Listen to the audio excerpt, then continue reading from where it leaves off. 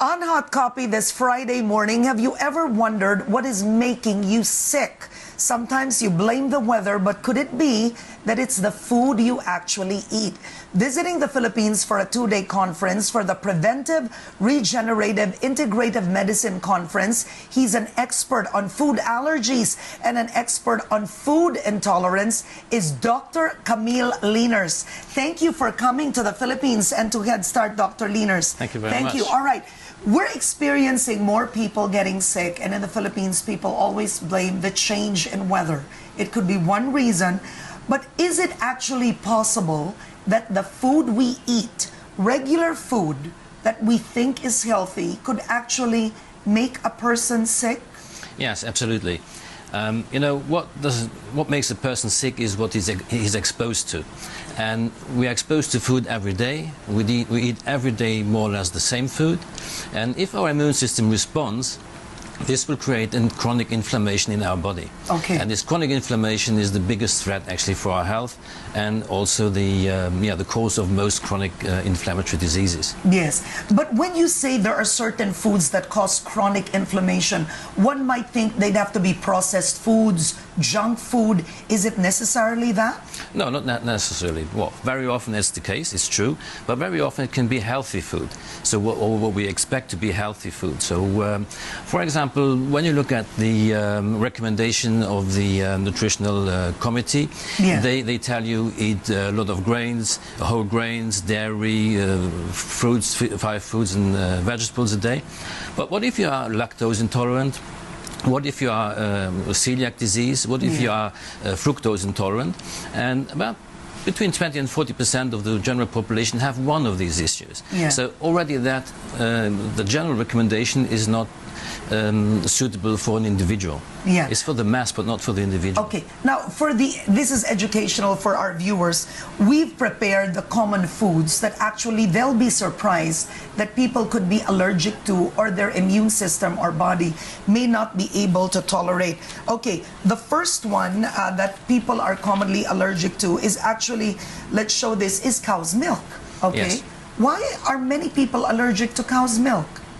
Well, why is, well, probably because cow's milk or milk is for the babies and not for the adults. Okay. So the cattle drinks cow's milk, but the elder cow doesn't drink. Okay. But we are the only species on Earth which drink milk all our life. Yeah. And the problem is that the protein in the milk is actually a very allergic compound. The protein in the milk, which is called casein.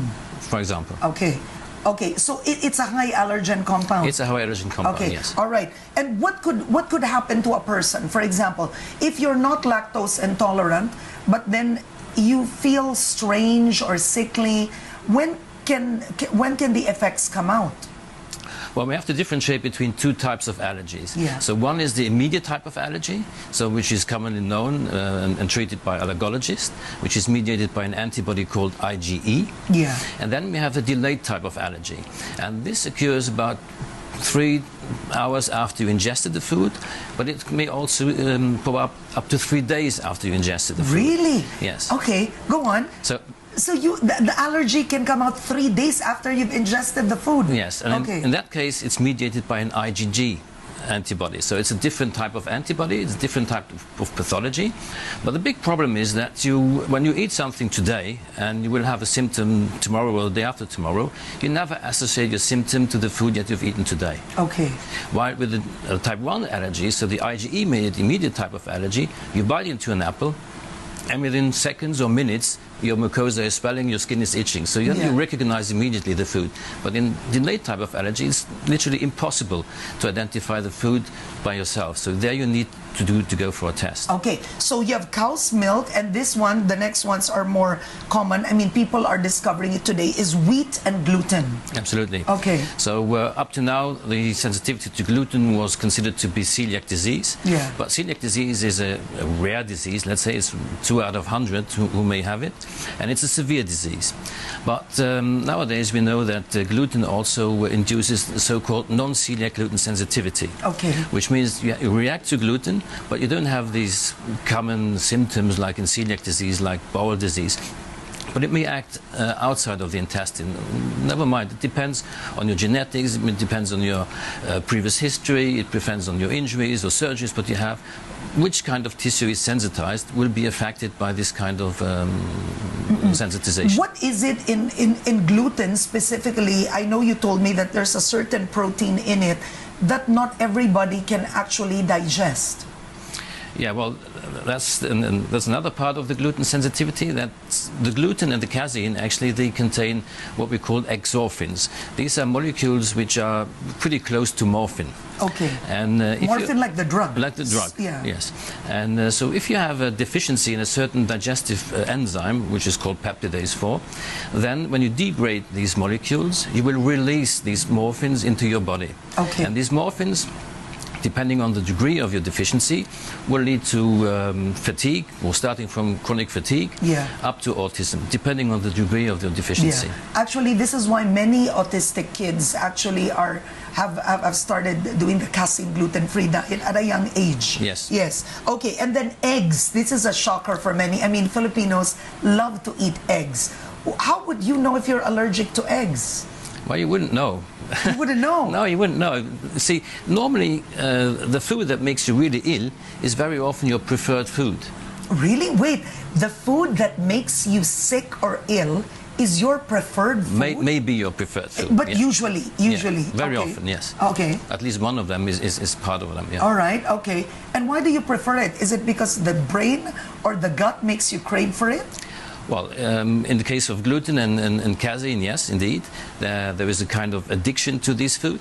So when I ask my patients who want to do such a test, are you prepared to avoid? Well, no, first of all, I ask, what is your preferred food? And they say chocolate, cheese, or whatever. Yeah, me too. Chocolate, yeah. And then I ask them, okay, are you prepared to avoid this? And if they say no, I can't live without, I say, okay, then maybe the test is not for you, because you have to be able to comply to our recommendations.